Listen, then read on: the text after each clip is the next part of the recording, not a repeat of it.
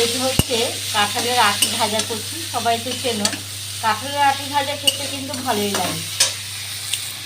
আমরা যখন ছোট ছিলাম না, আমার মা দেখতাম কাঠু উনানে রান্না করতো, কাঁঠালের আটিগুলো না মানে আগুনের মধ্যে দিয়ে দিত, মানে কাঠের যে কাঠকলার মধ্যে দিয়ে দিত, তারপরে সেটা একটু পুড়ে সেদ্ধ হয়ে যেত।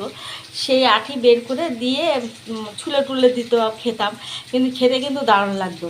এখন তো কাঠের উনুন তো নেই, এখন গ্যাসেই তো কাঁঠালের আঠি তো পোড়ানো যায় না।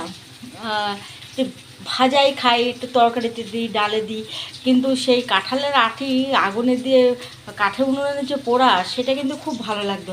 এই যে এই মানে কি বলবো, আগুনে পোড়া যে কাঁঠালের আঠিটা আমার কিন্তু খুব ভালো লাগতো। মানে তোমরাও কি খেয়েছো? আমরা কিন্তু ছোটোবেলা খুব খেয়েছি। এখন হয়তো কালের নিয়মে সবই আস্তে আস্তে বিলুপ্ত হয়ে যাচ্ছে।